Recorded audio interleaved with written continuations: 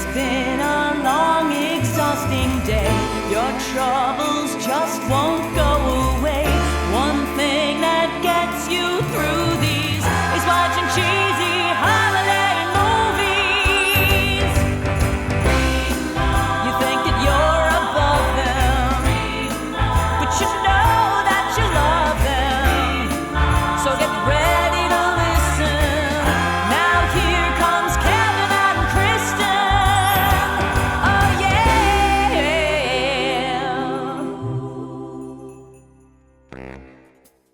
Kristin, we're live! This is our first live show, Kevin. Not really, actually. Here's the thing. Had you bought a ticket, you would be like, wait, Chris isn't wearing that outfit. In fact, if you're watching the rest of this, you're like, she changes all of a sudden in the middle of this episode. What's with her hair? I forgot to hit record when we were doing the live show because who needs to record? It's live. Live. And he was too excited, but then remembered. So we're going to fake introduce our guests, which is Kelly Vrooman and her dad, Ron Vrooman. Also, in this episode, you'll realize that it's pronounced Vrooman. That's right. I believe they do tell us that. So apologies. You missed the very beginning. I'm sure it was brilliant stuff. This was not a ploy to make you buy a ticket. I just flat out forgot. I forgot. Sorry. And they just make you feel good. Yeah, I feel like had you played it up jokey, you only would have gotten 4 million views. Yeah. That's what you're thinking. Yeah. But when you watch a bunch of them, it's kind of easy to see the theme that's there. And I think that's what makes them a lot of fun, too. It's just the theme, you know what's coming. Yeah. I think that's something that Kevin and I like about them. And that's something that even with all our guests that we've had on, Kevin sends this brilliant email of like, don't hate watch this. We like these. Yeah. So please come on and we want to actually talk about them. Do we get goofy? Yes, because they're silly. Like you can't take them that seriously. Right. But I do take this one very seriously because this one. I agree. Kevin, do you want to just give us like the baby synopsis of it? Yeah, I'll give you the Hallmark approved synopsis just for anybody out there who didn't actually watch it. And that's actually a good question in the chat. Did you actually watch this movie? Yeah. We were offended if you did not. Yeah, prepare you guys. It was homework. This is what they would call the elevator pitch. So a woman dumped by her fiance a month before her storybook Christmas wedding decides to take the series of ballroom lessons intended for her wedding dance. That's it. That's the synopsis. There was so much more. Yeah, which are we talking about the so much more? Or please, Kelly, unpack it. Oh. So Dad and I, first of all, called each other immediately afterward. That upsets me, Kelly. I wished you guys were on the phone during it.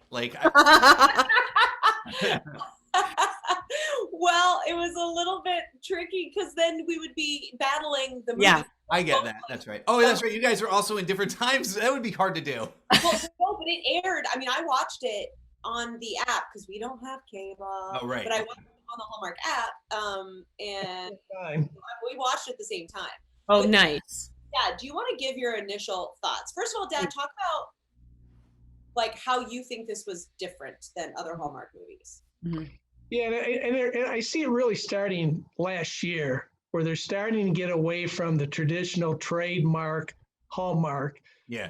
Which is fine, but I hope they don't go too far because they have their unique niche there. And I think the further they get away from their traditional Hallmark trademark, they kind of lose that edge and just become the same as any other movie out there. Mm-hmm. I don't want to lose that. But they had me early in this show because, you know, after she got broke, she dumped. She went to go see the dance instructor. Yeah. And she wanted to lead. Yet he was the instructor and wanted to lead. Yeah. I can relate to that. Earlier this year, a month before COVID hit, my wife and I were on a cruise, and on the ocean days, they had dance lessons. Oh. And we took one of the first nights was the Waltz dance. Oh, look at this. My wife wanted to lead. And we had the same conversation and the same tension that they had show, so I related from the beginning of this movie. Ron, at no point did you ever say to your wife, "Look to the left," did you? Because Yeah. that wouldn't be cool. I would have felt it if I did. Yeah, Yeah. you'd swim home. So to continue the synopsis for people who did not see it, basically, of course, this dance instructor is super handsome. Yep. A Hallmark trope that often happens is if there is a single guy, he befriends. He either has a child, he's either a single dad, or he befriends a child who is an orphan or Mm-hmm. some other kid in need. In this case, it's a kid dancer at the studio whose mom is his like co-partner, Yes. but in the dance studio, but she's gorgeous. Oh my God. Yeah. No romantic interest between them. Yeah. And I was a little afraid that was going to come up later, that there was going to be a weird, no, they kept it Yeah. platonic. I loved it. Yeah. I was totally thankful. So I also, I was just want to point out for anyone who did see it, Kelly is supporting child labor because poor little JT Church, who is maybe 11, was answering phones in the studio, and then he tries to convince Aubrie, which is Lacey Chabert, to sign up for the lessons and take essentially 10 dance lessons. Well, listen, if the kid is getting a discount on his lessons, That's is true. that labor? I don't know. I feel don't like know. an intern. Hey, he gets health care. It is interesting to Ron's point of that this like was slightly different in the aspect of like there wasn't just as many tropes. There were tropes that we've seen in Hallmark movies, but what I really liked was we never hated this guy and they never hated each other. That I'm really actually starting to like. Like I like when they do first sort of get like bump heads. That's cute, but not when like you just immediately hate someone. Like I like it when they used to go to high school together and they didn't like each other back then, so they still don't. That's when I feel like it's earned. But this was lovely. He was lovely from the start. When he walked around that corner, it was like a breath of fresh air. Well, and they also did, they set up by having the bad guy. You know, a lot of these films do have villains, and I think that's an attraction for a lot of these films. Yeah. Ron, I don't know if that speaks to the Hallmarkian potential of the movie, but she had this fiance who was the worst. Like he's taking phone calls like while they're doing cake testing. I want to put a stop to this real quick because I was driving home and missed the first 10 minutes. Do you want to go catch up, Kelly? We can wait. Yeah. We'll just hang out and wait. Did you DVR? No, I couldn't because I don't have the. Yeah. It's just on the app. So my dad filled me in briefly on it. But Dad, can you actually give more detail? Like what happens in that first one? Why? How do they make the ex-husband or the ex-fiance the bad guy? Mm-hmm. Okay, so David, which you learned it kind of pretty early, just like the guy, and he lived up to it later on when he came in. But that's where they kind of did bring in some of the traditional Hallmark, because everything here happened in the city versus the small towns that you typically have, and where someone may be from the city, but he was in the city. They both were in the city, but he was leaving her, not necessarily leaving her, but he was pursuing a job promotion, which means he had to leave and put her dream wedding on hold. And even from the very beginning, you notice there's no real chemistry between the two. Mm-mm. And so it did lead right in well into him just being a bad guy. Or He literally said, "Can we put a pin in our wedding?" Yeah. Put a pin in our wedding. He said 3 different things. It was, can we put a pin in our wedding? Can we press pause? And then can we table this? Yeah. Can we table this for his wedding? Which was in like 18 days. right, Wow. just right around the corner. This wasn't like we've been, we just got engaged and now we're canceling it. Everything was paid for. Yep. Everything was done. Mhm. He's the worst. Not everything. What wasn't done was the dance. And that was actually supposed to be David's job too. He was supposed to sign them up for dance. He didn't. So Aubrie goes to the dance studio, and that's where she meets Wilkemp. She signs up for 10 lessons, and then everything just comes crashing down. So now she has the decision to make. Do I cancel the dance lessons, or do I take them for myself, which is what Will encourages her to do because he doesn't want to give her a refund. Let's be honest. Let's be honest. At first, he's just being a good business person. You know what I mean? He's like, she's cute, but can I keep her money? That's 10 lessons. That's pretty crazy. Yeah. Started a company, so he's struggling to make the business successful. Mm-hmm. Mm-hmm. Yes. Well, what's interesting is, go ahead, Cal. Sorry. He's a lawyer, Mm-hmm.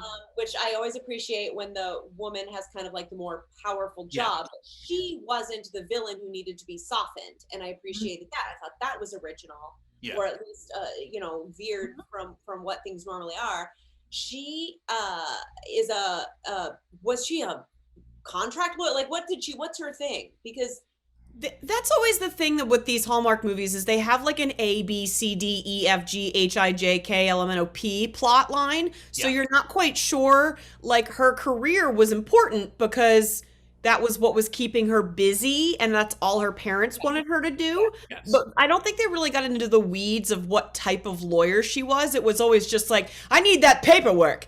Make sure you file this. Give me that paperwork. It's all about the Allegra account. They know we don't want to watch her do paperwork. So they literally go, he comes in and it's like this tense moment where she's like, oh no, I totally forgot to turn in that work. And then it just goes like, and she's like, whew, here you go. Kelly, 15 seconds. It was 15. I mean, that's towards the end of the movie. But as a viewer, you're watching her neglect her job the whole time. And you're like, this is problematic. He keeps asking for the Allegro information. And then when Bob, her boss, says, do you have that report? She's like, oh my God, I'll have it by the end of the day. So all of us moviegoers and workers who go, well, she's done. She does. 15 seconds. Here it is. Yeah. Constantly avoided. Baller, man. But I like when the woman is like in a position of power, but we don't hate her for it. And she actually ends up to what Dad was saying. The love interest's name was Will? Roman, that's right. Roman. Davidoff. Oh, that's right. So Roman isn't great at business for his dance studio, yet somehow she uses her skills to help him open up a second location. Right. Not because her skills make her bad and she needs to be softened and to become the submissive whatever. Instead, it's like, great, use your skills, help this guy who's not good at business to make his business better. And I really like that. Can we talk for a moment, though, the fact that you just said his name is Roman Davidoff? Yes, we can. I know where you're going. Absolutely. Thank you. Dad and I were like, what? Okay, so here's the deal. He goes, where are you from? Oh, no, he talks about ballet. He's like, of course I can do ballet. That's what happens when you're born Russian. She goes, oh, but you don't sound Russian. He has a British accent. He goes, oh, yes, well then my family, we moved to the UK. She's like, okay. But He then went to school in the UK, but he didn't say when. Maybe college? I don't know. Yeah. Right. But then we meet his mom and she is full on American, no discussion about, so I don't know why they said. I love this, Kelly, because I actually thought she was super Russian. No, Her look, she looked super Russian. You can look Russian, but you can't sound it. You can sound it, but yeah. Nothing else. And so I also think they could have just said, she's American, they lived in England. They didn't have to bring the Russian crap into it. No. Like, I don't know why they complicated his backstory unnecessarily. Can I tell you? That's the L plot. I know. I did a deep dive today to try and find out, was there something I missed? And Will Kemp is British. He was born in England. He has nothing Russian connected. Then I thought, well, where's the waltz originally from? And it's like Austria, Germany, not really Russia. I mean, Russia has waltz, obviously. And then I even thought, what about the song Christmas Waltz? Chris knows what it is. And that's an American written song. You know, Sinatra popularized it. Kristin, what is it? It's just to use the nesting doll. It is. Are you kidding me? Yeah. It's I just figured that out. It could have been anything else. But, well, we have this prop. Let's use it. It's a nesting doll with things in it. My daughter, my wife buys my daughter a nesting doll every Christmas. I did not know we were Russian, but apparently we are. So must be Russian to appreciate nesting dolls. Yeah. See, that is where I think the studio messed it up. Oh, I yeah. assume the writer was like, are you kidding me? You're making justified. And some executive was in the room going, well, no one who's not Russian uses resting dolls. I can't, no. And then they went home to their little like house and their mistress and whatever, and everyone was left to just pick up the pieces and make sense. So that's how Roman got the last name Davidoff. It was originally like Cheshire or something like that. Yeah. Well, I guess this will work. Guys, Dad will probably want me to say this, but it's actually pronounced Roman. Vroman. Oh. Roman with a V, Vroman. Got it. And Thanks, Ron. I wasn't necessarily fair in not correcting people. And Yeah. now that my dad is like, But you can do it with a Russian accent. Roman. Roman. Roman. You're the Roman. Right. So let's talk about the actual dancing. I reached out to a friend who I did a show. I'm not even going to get into that, but she taught me to do a box step. And I asked her, because she used to own a dance studio, I said, one, what's the likelihood you would ask them to sign up for 10 lessons to do a wedding dance? Let's ask this question. Everybody on this panel right now is married. How many of you took dance classes specifically for your wedding dance? Some people do it. Anyone? Show of hands? None. Which is why they have to have you do 10 for the 4 of us who are like, no, I mean, I guess I know how to dance. It's a lot. It's a lot. And also, like, I don't know. I do find those moments. I think there was like a phase that came into the wedding world of let's do this choreographed thing, right? Or let's at least not look like an idiot. But then it became too much. And now I'm like, calm down. Okay, we're not doing like a full Broadway review in the middle of your wedding. But I did love the dancing, and as someone that used to teach dance and color guard, the way, like, usually in these movies, that was a brag, by the way, no one picked up on it. The way they usually have a choreographer, like, teaching is mind-blowingly wrong. Yeah. So since Will Kemp is a real dancer, it wasn't the worst. It was still a bit forced when he was like, travel, cha-cha. I was like, all right, they made him say that, and he probably to the guy. Okay, so before Aubrie starts her lesson, she shows up a little bit early. There's a guy getting a personal one-on-one dance lesson, like jazz dance lesson before that, which I've never heard of, but just a one-on-one, and this guy is clearly a Broadway dancer who is phenomenal. Yeah. And the love interest, what's his name again? Roman. Yeah. You keep calling him just his real name. You're like, Will Kemp. His name is Will Kemp. Just call him Will Kemp. It makes it easy. Yeah. He's Will Kemp. So when Roman does he's like instructing him, and Aubrie comes in, and there's not a moment where she's like, okay, bye. Yeah. I'm like, cool. I danced when I was younger, she said, so obviously I'll be fine. Yeah. That's part of the thing, which I also think they went differently. So she danced when she was younger. Yeah. And oftentimes the parents, I thought they're building in a moment. Dad, tell me what you think. Where the parents were then going to be like, no, don't try to do that. No, you are a lawyer. Do not try to dance. Kind of did. Her mom kind of did when the two of them were together. But yeah. One thing I liked, I think they did a nice job with, as she progressed in improving in her dancing, their relationship was growing at the same time.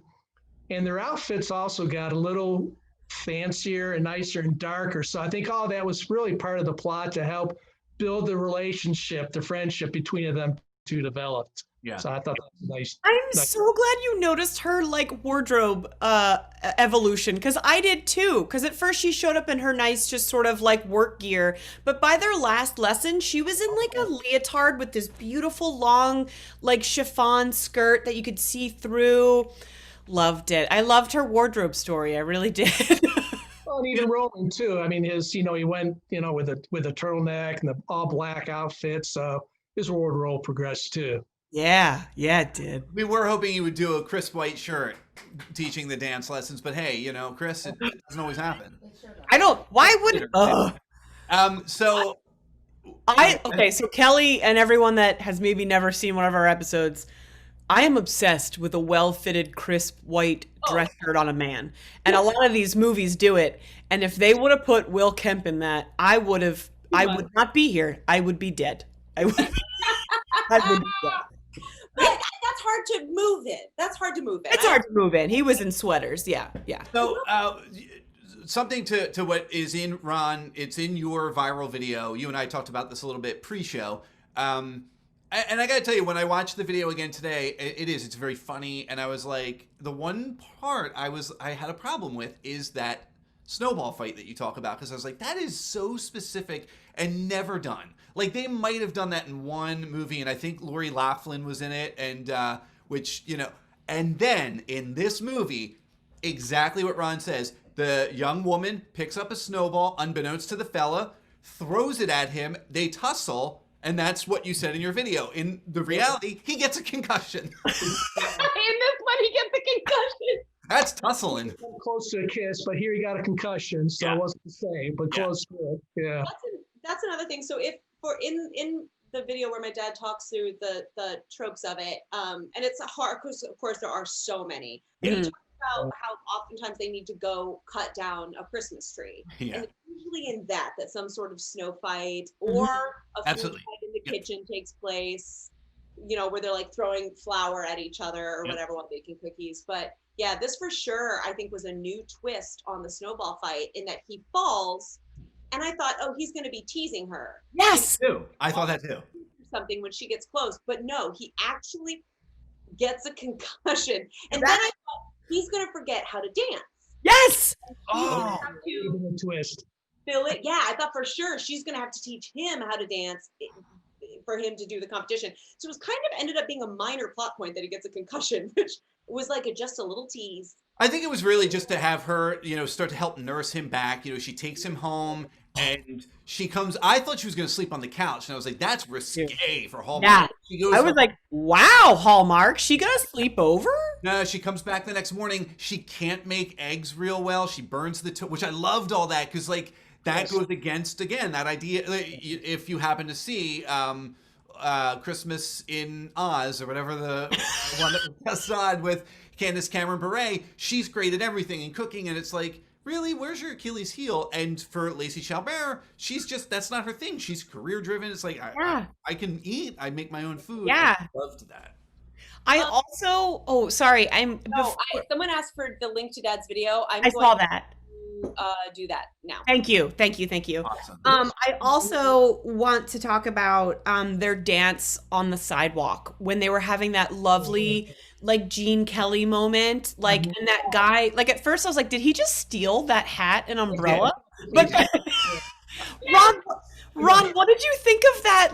I don't know. I love old musicals, so I don't know if you're also a fan of old. So I just felt that was so timeless. I really liked that moment. How about you, Ron? I went back to a classic, and I was wondering, I wonder how many people did not catch, unaware of, or not familiar with Singing in the Rain. Yeah.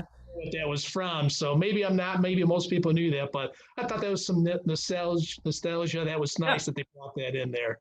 It was really cute. And he is a professional dancer. So when he just goes off in front of her and his legs are and she's just back there, she looked a little sad. I was like, oh no. I feel like they could have put a stunt double in for her in that moment, but it was fine. Yeah. But it did. I thought that was really sweet. And I don't know. I never felt that he was fake with her or that he was ever over the top. Sometimes these dudes can be a little I'm a man in these movies. And he was just such a genuine human being. And I really liked it. Awesome. And Kelly did put the link in the chat. So if you want to click on that, you can do it after this episode. Not now. Don't do it now. Click on it. Save it. It is also on our Facebook page as well. We link to it. But it is definitely worth watching that. You know what? Let's talk about some other tropes really quick. And Kelly, I want to talk about the video that you produced recently, because this is also that I was one of the 3 writers.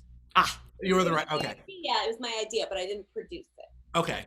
Well, you produced it out of your mind is what I meant. But speak to it a little bit, because again, you do bring in all of these gorgeous Hallmark tropes, and you guys do it in a very comical way. Yeah, thanks. So gosh, I don't know. Can someone else find that? I'll put it in the, yep. Okay.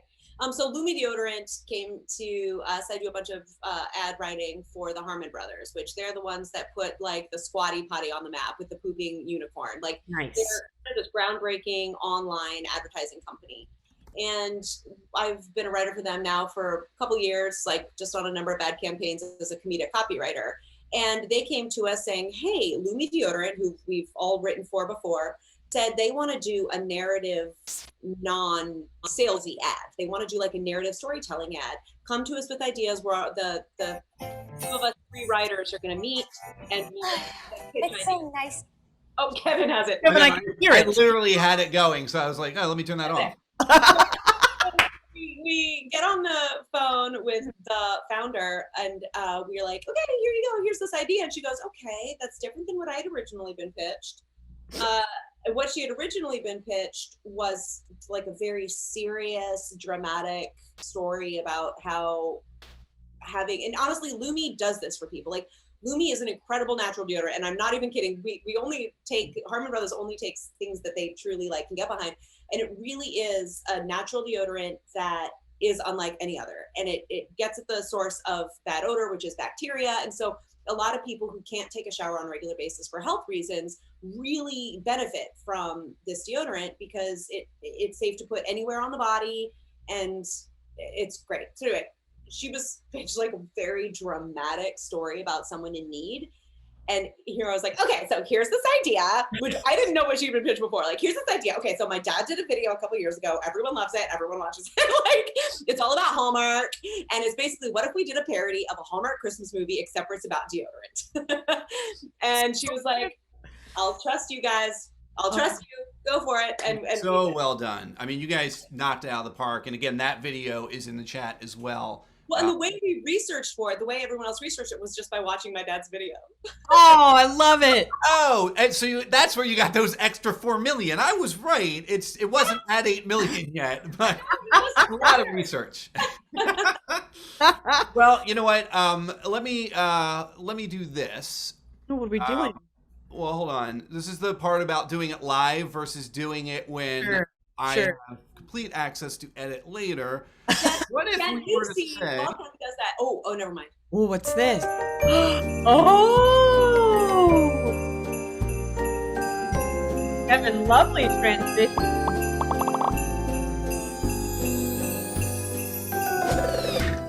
Oh, wow. Perfect transition. Smooth. Thank you. We've moved now into our segment, whatever that wording just was, holiday Hallmark hunk objectification. Got it. So we like to take our male leads and objectify the male because the women have been objectified enough. So we're going to rate these fellers 1 out of 10 mistletoes. I like to rate it off of sex appeal, swagger. Also, if you enjoyed their character, I guess if you're into that. But Kevin, I love to start with you as my co-host. What would you rate Will? What's that? Can we bring up a picture? I have a picture ready to go. Oh, Here's okay. the thing. Okay. Kristen actually said to me, can you have Julie, that's my wife, can you have Julie pick it? Because I don't want you to pick a dorky photo. Julie picked a good one. Here's the thing. I don't know if it sizes correctly. Does it? It does. Oh, wait. Here's the thing. Okay, my wife is in the room and she's loving it too. Look at my dad. Great look. Fantastic look. But I typically use a picture of the fella from the movie. No. That is not from the movie. No. But I will say this, and I think this is maybe important, and we should use this because this is a nice tie-in for the underarm deodorant company. It really does seem to. All right, that's a little distracting. Let me get the actual one. I have another one here. So Distracting? You're right.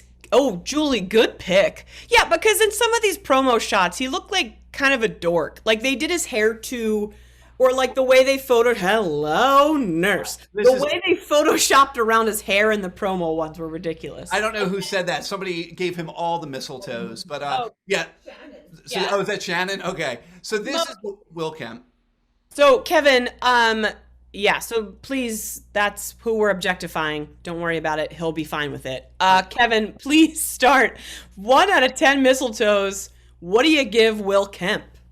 I thoroughly enjoyed him. At no point was he ever a villain. He was very upfront. There is a scene a little bit later that Ron had spoke to when David comes back. This is the ex, and he tries to rekindle with his one time betrothed, and it doesn't work out. So he goes to the dance instructor and basically says, "We're trying to work things out. Back off." And he does. I mean, a little cold. Yeah, he lied to him, Ron. Yeah. It was, and that was maybe the only falter of Roman's character, because he backed off, but he was real cold, and that was where he made her turn her head left again, which he had been telling a story with her, and she could look and connect with him when they danced. That said, the man is gorgeous. Kristin knows I have a rule. I don't give out 10s because Elvis Presley and no one else gets a 10. Someday, I have to hope that Will Kemp will play Elvis Presley, because I'm going to break my rule and give the man a 10. Oh my God! Confetti! Confetti! Yeah, it's gorgeous. Great character, gorgeous man. Yep. Kevin, I'm so proud of you. Wow. Excellent. Ron, 1 out of 10 mistletoes. Talk to us about how you felt about this guy. Well, I gave him another half a point for dancing. I thought he was a good actor. I enjoyed his dancing. And swagger, I thought he just carried himself comfortably throughout the whole movie. And I kind of went to where Kevin did, where the misunderstanding came, where David really misled him or lied to him that they're getting back together. And guys will respond in one of two ways. And Roman responded with, fine, I'll back away. She's not mine. Or the other way to react is, game on. I'm going Absolutely. to pursue her. Yeah. Do that. So I, in some ways I thought that was a little cavalier of him just to say, fine. Mm-hmm. I'm backing off. So I thought I was going to be aggressive with saying 9 mistletoes. Mine's fantastic. Mine is fantastic. Solid rating. Yeah. I think I think him being so kind, that's the Russian in him. I think it was just too The executive is somewhere right now going, my note was taken. They used it. They used my note. Thank you for that. Thank you for that 9, Ron. Kelly, 1 out of 10 mistletoes. What do you give him? Kelly, I hope you torch him. I hope you torch him. Okay, no, I'm not gonna torch him. But okay, so here's the deal. Okay, so when he first came, just physical appearance, whatever. Mm-hmm. Ever styled the hair for Hallmark movies, and I think in general, what they try to do is they try to make the woman, no matter who the actress is, look absolutely glamorous and stunning. Mm-hmm. They all have eyelash extensions. Their hair is always super full. They're always wearing a ton of makeup. Yep. Whereas the men, they try to, I think, kind of slump down a little bit. It's a place to kind of honor the beauty and the storytelling and the heart that I think is often associated to women. I think Hallmark does a really good job of that. In this situation, part of, I think, schlumping this gorgeous man down, what they did is they did not style his hair in a way that complements his big ears. Oh. Nothing wrong with big ears, but you can tell from those pictures that were just showed, normally when he chooses to style or uses his professional stylist, they know to so that his ears don't stick out. In this, it was like, bam, and his ears were poking. That's like the first thing you see is his big ears. So for me, Dad, you have perfect ears. Agreed. Yeah. So everyone should have my dad and Kevin's and Kristin's ears. No, but you guys all do have really great ears. It's fine if someone has bigger ears, who cares? But so at first I was like, interesting. That's an interesting choice. Mm-hmm. They need to do that. Why are they doing that? So I was like, meh, and I didn't think he was that attractive. And then I also didn't think he was actually a dancer. And especially when he was even coaching that guy that came in, I was like, you're, because the things they had him say are like, and step, and twist, and dip, and back, and pas de bourrée, and there you go, and hands. Like, they had him say things that I'm like, why didn't you just have him as a dancer improvise that part? Because that would Yes. The executive, was like, don't they in dance, don't they spin? Say spin. Spin. Yeah. So I'm telling you my journey here. So Yeah. with that, I was like, oh, he actually dances. Oh my gosh. Oh, wow, he dances. And I think there's also then okay, so now let's go to so at that point then I was like, this guy's a 9. This guy's a 9. I am loving how good he is at dancing, how kind he is, how there's not that romantic interest. He's just genuinely friends with this gorgeous woman that he co-owns the dance studio with. Like there's something that I just really admired there. And then David, the ex-fiance, comes in. Yeah. David, the ex-fiance, comes in. They have this moment, and Roman is like, okay, I guess I won't go after her anymore. They both had been saying, it's nothing, we're just friends. But obviously that's when he was like, oh, there is more, because now I'm jealous and whatever. And here's where he comes down from a 9 for me. Oh. Rather than talk to the woman, he makes the decision to believe the man unabashedly and then mistreats the woman by slight emotional abuse. By just like shutting off and like, meh. And just asking her. That's Hallmark. You had to have the misunderstanding and the lack of. Yeah. That's right, Dad. That is absolutely right. It had to happen. I understand why the plot that needed to happen. And I guess he couldn't have just asked her, but maybe there could have been a different way where like he tried to ask her, but she had to leave for some reason.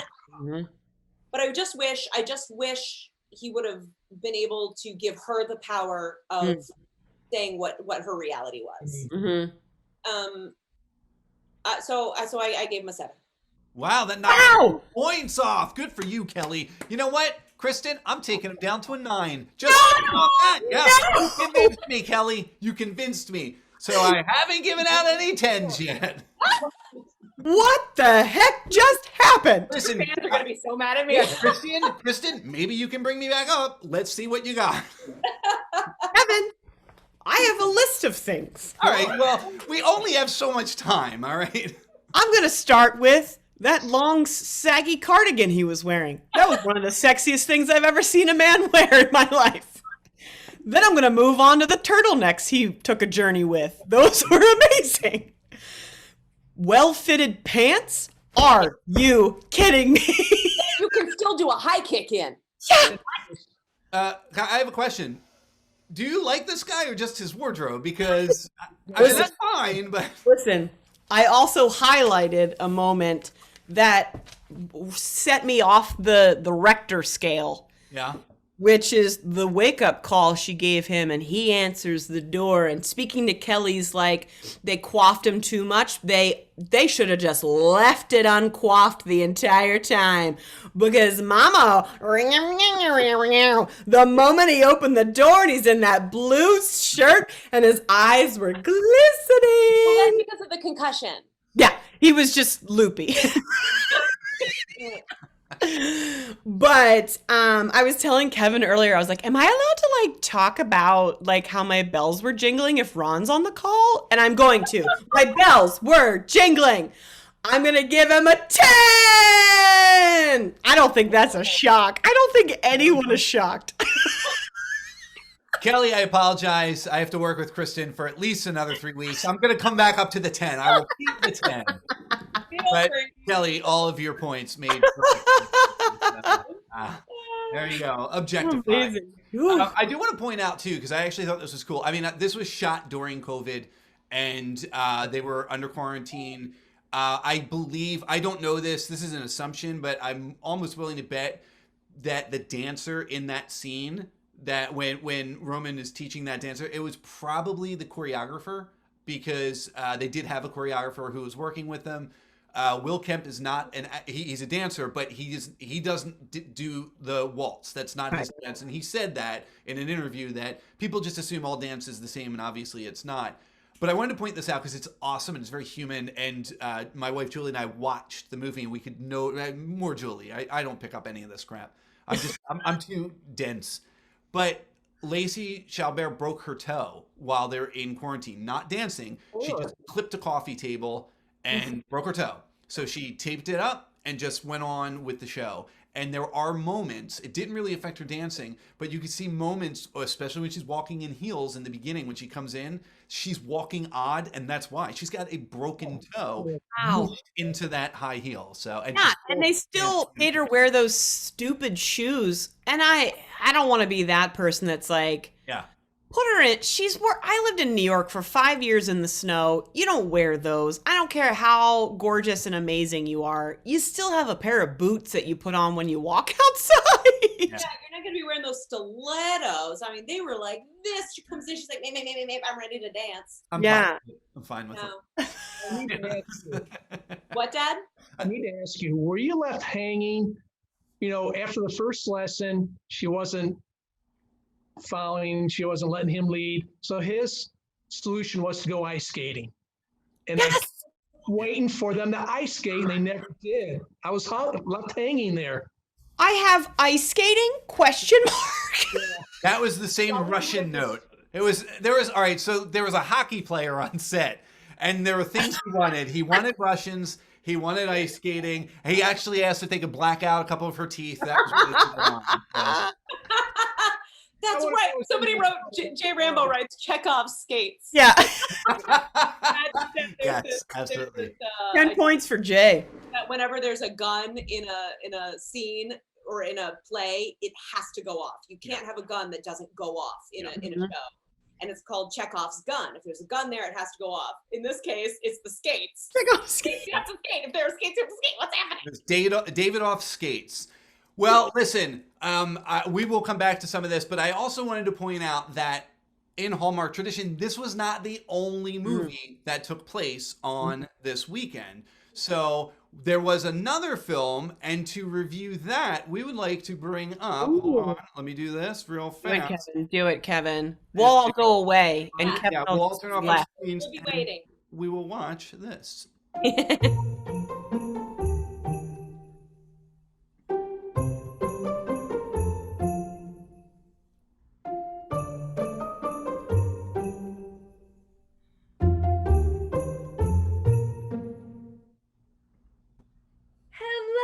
And welcome to Winter Wonder Whodunit.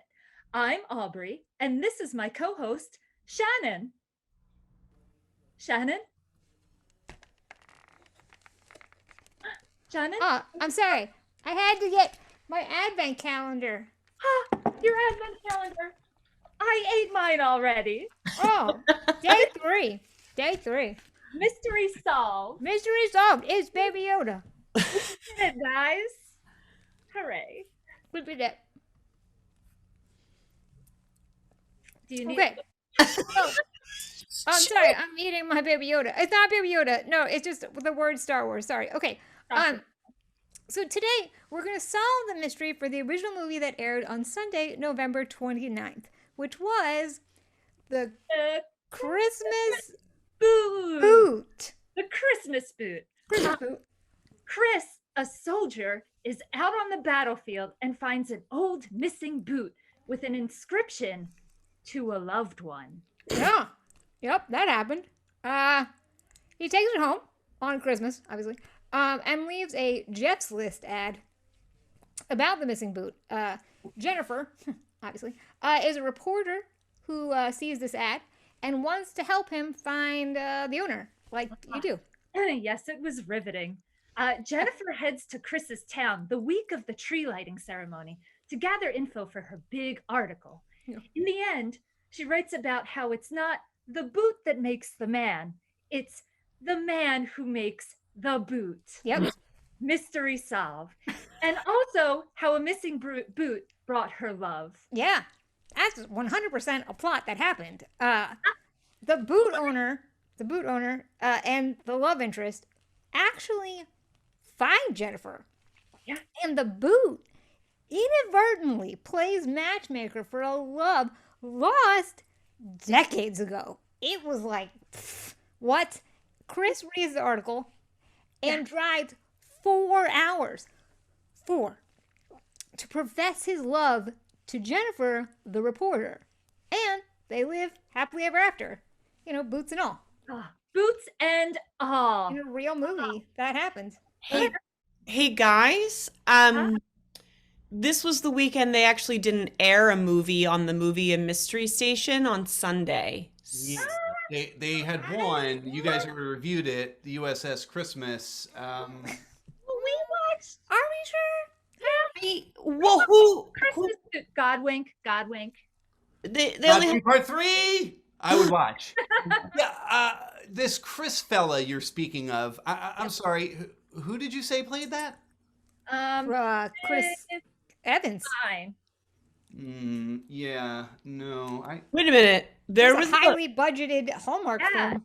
It was. They got Captain America. Yeah. was he wait, Captain America was in a Hallmark movie? Yeah, about a boot. Yeah, about a Christmas boot. All right. Clearly, this is 100% not true. But let's objectify him. I mean, let's do it. Let's do it. Here, we'll do it. We did it. Let's objectify Chris Evans. Okay, I don't even know how to begin this segment because I am overwhelmed. Chris Evans is on a scale of his own, so I've changed the scale rating from 1 to 1 million. And that is a lot of mistletoes. So I'm gonna start as always with Kevin.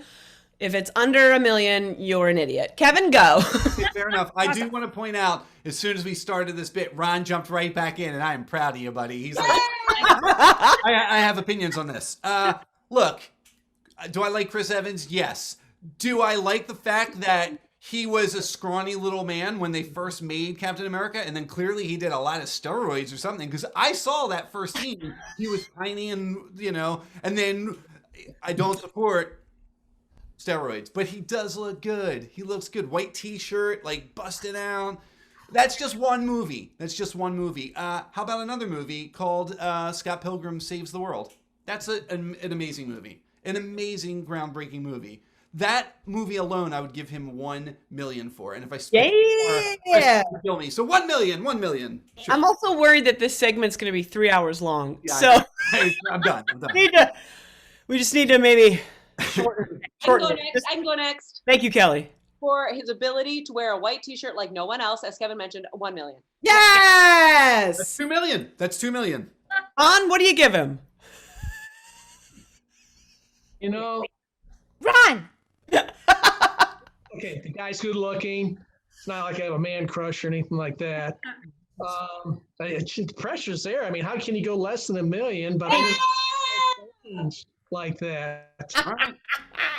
It's too much pressure. It's too much pressure. I'm sorry, Ron, but I'm sorry, Ron. I honestly, between Kristen and I, we will fight you to the death if you said less than 1 million. So, it's the only acceptable answer.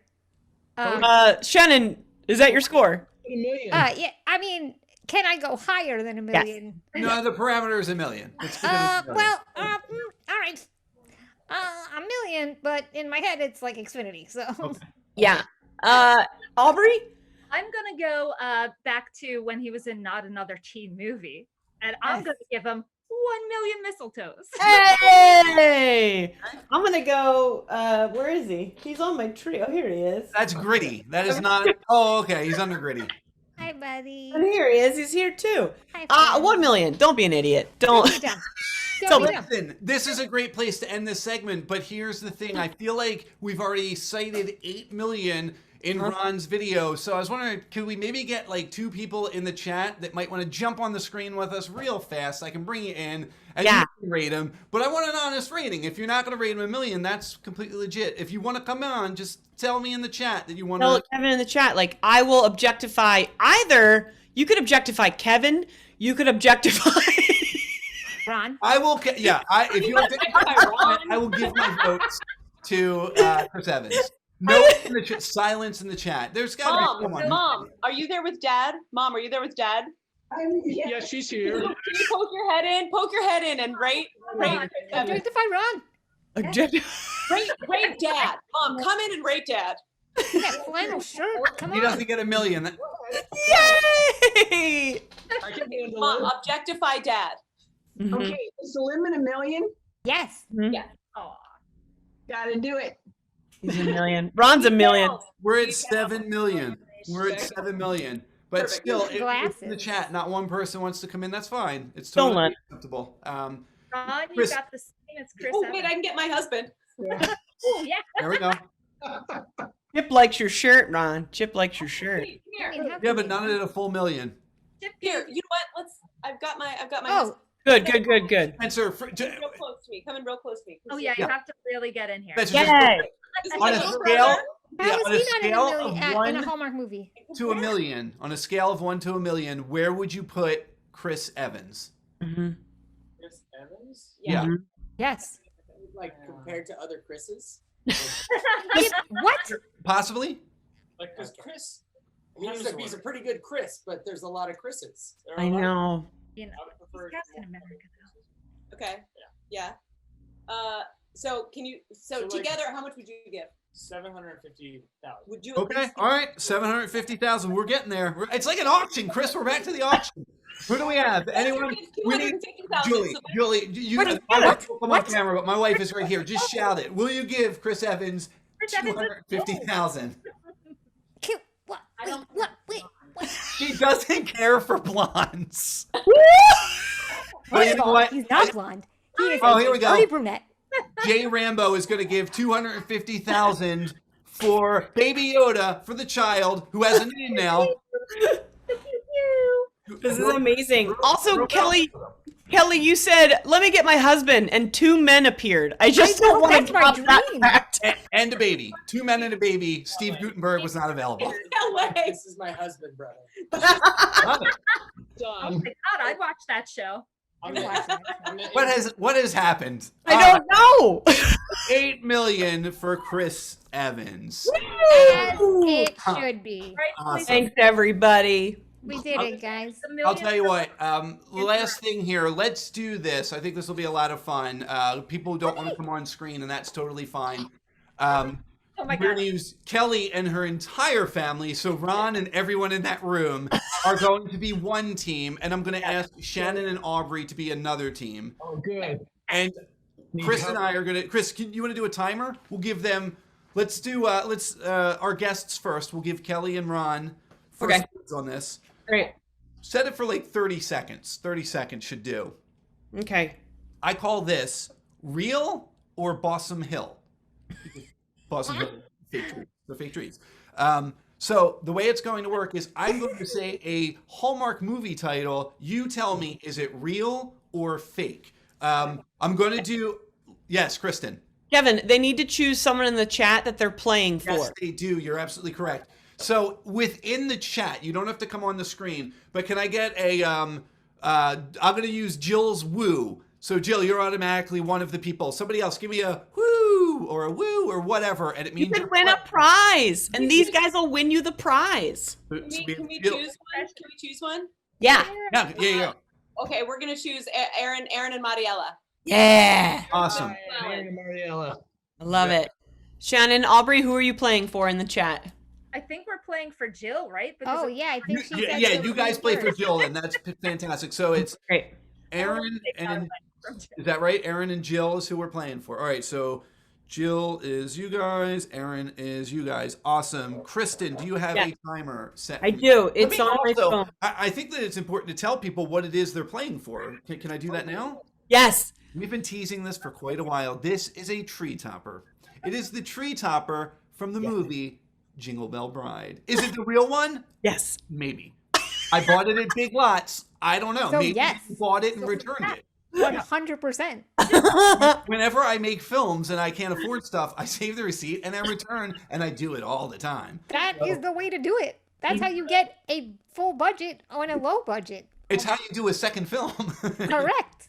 I hope Awesome. All right. Who's going first, Kev? We're going to have Kelly and Ron go first. Okay. So there are no arguments. I'm going to use Kelly as the decider. She's the lady. Ladies first. Lady will be the captain. So, and I have a, past relationship with Kelly. We've known each other a long time. Ron, we just met, So I don't feel I'm letting you down.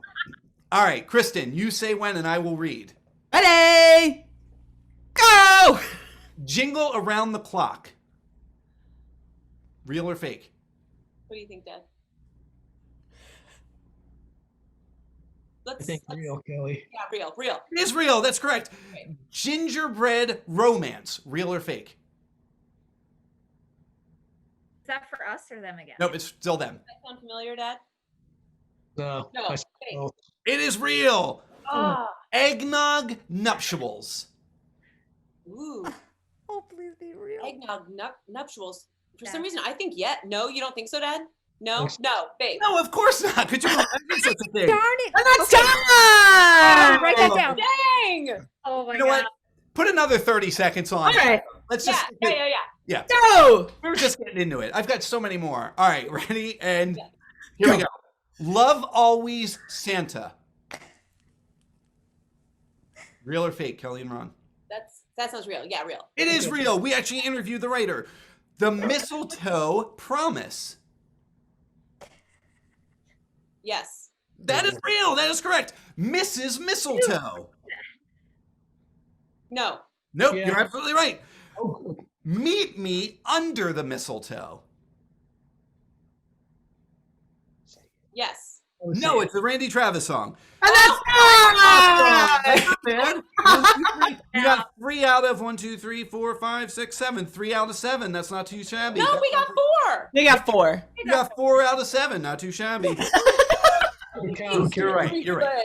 You're right. I'm sorry. I was about to say 3 out of 7. That's like me in high school. But you got 4 out of 7. I never achieved that high. Awesome. What was Let's the eggnog one called? I want to write it down. I very much want to write that film. eggnog nuptials. I wrote it down, Shan. Got it. You guys can have that. You guys have Thank done you. so much stuff for us this season. That's all yours. That's your I'm payment. sorry, I'm ready. With it. All right. Listen, this is for the ladies with the fake movie that they just made up. It's very real. We did our homework. We should have compared notes. Here we go. Kristin, give them 45 seconds. We'll put 45 seconds on for them. Ready? Go! Magic stocking. Uh, I would fake. say fake. Fake, it's real. It's real. No. Ice sculpture Christmas. I'm gonna say yes. I don't It's real. That's real. Yes. The candy cane caper. Real. Ah, fake. What? Farewell, Mr. Kringle. Real. It is real. He's I knew not that. Santa. He's my man. Fake. Fake. You sure about that? That's fake. I wish that was real. Single Santa seeks Mrs. Claus. Real. It is real. Shannon. Welcome to the Ho Ho Hotel. Fake. All right, That you guys sounds are like a calling prostitute film. mingle all the way. Wait, Oh, what? that's real. Mingle all the way is real. 1, 2. Time! I don't know how it works out, but they got 5. 5 for Shannon and Aubrie. A mere 4 for Kelly and Ron. This topper is now Jill Knapp of Hot Breakfast. That's fantastic. That's your payment for the song, Jill. That worked out perfect. Thank you. Sorry, Karen. Awesome. So while we wrap this up here, I want to ask Kelly, what would you like to plug? Tonight, if you tune right now to Grey's Anatomy, you'll see me on Grey's Anatomy. Awesome. Kelly, thank you for doing this when you have a network gig tonight. That was seriously awesome. I mean, I'm just a blip in the show, but it's fun. Are you kidding me? Yeah, and I'm wearing a mask. Dad and I have been looking forward to this for so long. I'm so lucky. I would like to plug my dad being awesome. Having just for anyone out there who is a dad or wants to be a dad, just care about what your kids do. My dad has cared and invested in literally all of my crazy interests throughout my life. And Dad, it means the world to me. I know. Breaking all of our hearts, Dad. Kelly. I give Ron a 10. I give Ron a 10.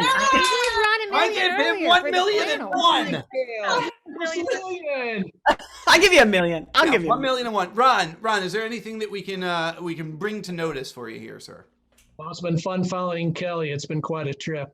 You know, as we come to the holidays and with COVID, just still try to somehow spend some time one way or the other with your loved one and remember the reason for the season, Christmas. So I'm thankful for that.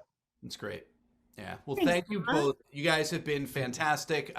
Shannon and Aubrie, we don't usually get to plug for you guys. What can we plug? You guys actually get a voice other than the show itself. together we are King Friday Productions, and I think we're gonna do another. Should we just break the news here? We're gonna do. Oh, another, sure. We're gonna do another Quiplash to Save America to flip the Senate for Georgia in a few weeks. So Hey! Do you guys have a date or anything, or just keep an eye out for that? we do December 16th, Wednesday. So Oh, good. It doesn't conflict with this. Okay. yeah, no, make sure. And if it did, I don't know what we would do because I thought we had you guys that night. But regardless, we'll repost the information as well. So that's fantastic. Awesome. Thank That you. was a fun show to be on and to watch. So I'm excited. And to Kristin's point, we have 2 more of these shows. We are going to do another live show next Thursday, December 10th, and then December 17th, also a Thursday, all 8 o'clock. I would like to promote ComedySportz itself. Just ComedySportz does amazing comedy in Philadelphia. We've been doing comedy for, we keep saying 27 years. We've been saying that for about a year. It's really almost 20 years. And there's a show every Saturday night at 7:30. I know there is something happening, and Chris, you can speak to that for New Year's Eve. Is that correct? Yeah, we're doing a New Year's Eve match, so that'll be a ton of fun. Obviously, on New Year's Eve, we've chosen to do it that evening at 7:30. Also, this month, tomorrow night, there's movie trivia night, holiday themed. OMG, it's hilarious. They have really fun trivia games, and you watch the cast of The Sheik play these games. And then a couple other Fridays and one Sunday, there's an amazing show called Trash Puppets, where this cast has mailed each other just garbage in their home in a little package. They take it out and they make puppets out of the garbage that has been sent to their home, and then they improvise with the puppets. I can't wait. Yeah, so you can find all that information if you go to ComedySportsPhilly.com. You can find all of those shows. And as always, Chris and I will continue to watch these movies and continue to review them and continue to lose sleep editing them. And it's been an absolute blast. So thank everybody out there. Yeah, thank you all for coming and watching. Kelly and Ron, you guys are awesome. Taking us out here is, the band who wrote our theme song. They are actually going to be playing Semi-Alive right here if I share this. So enjoy. And Good night, everybody.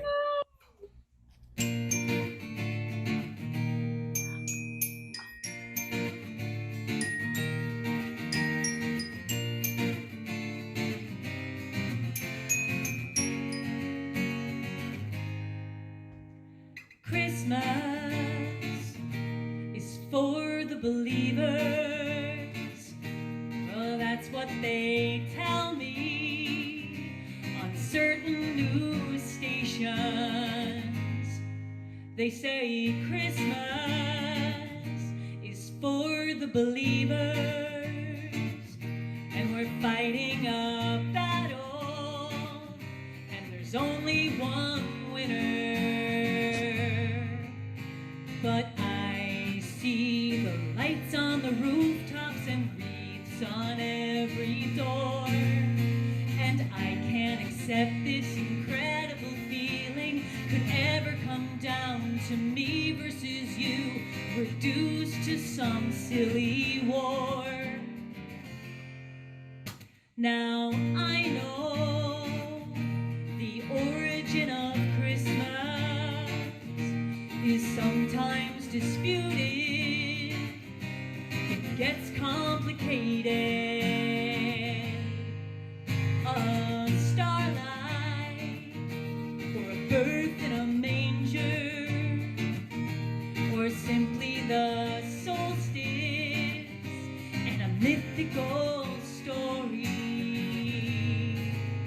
But right now the snowflakes are falling, it's almost Christmas Eve. And so in the spirit of this festive season, I bet we can blend in your faith with my reason. So here's what I believe. I believe in artists and all their creations, my friends and my family and our celebrations, in teachers and leaders who share what they know, in the farmers and gardeners who share what they grow. I believe in drama that stays on the stage. I believe in the fiction you shared on the page. I believe in people who search for the truth. I believe in the scientists searching for proof. The activists fighting to keep people warm. Those studying radar predicting the storms. I believe in the planets, yes, Pluto counts too. And I believe in you. Yes, I believe in you. So I'm a believer too.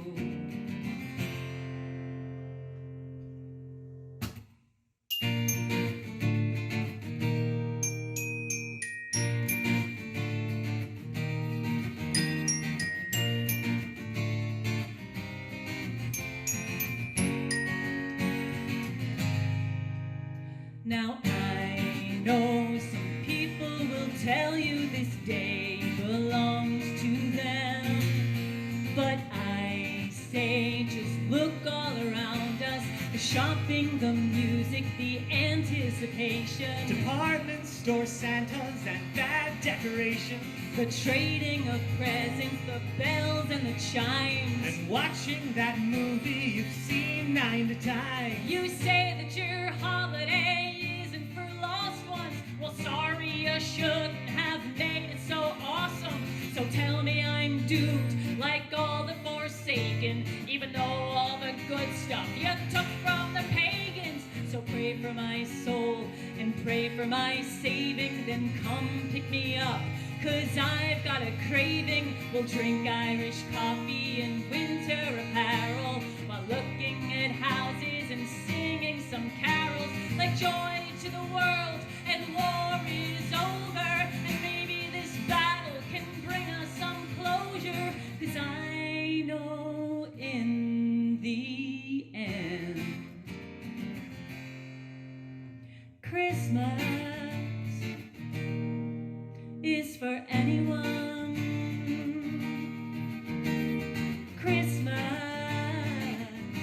can be for anyone.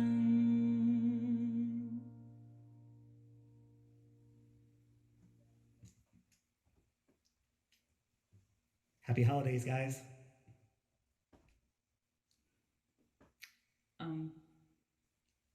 Do you know how to turn the camera off? Because I don't really know. I have no idea. I've never done it before. This makes this moment awkward. Yeah, more so than usual. I guess we should start the long, slow, awkward walk towards the camera. I mean, there's then. got to be something on there that takes care of this, right?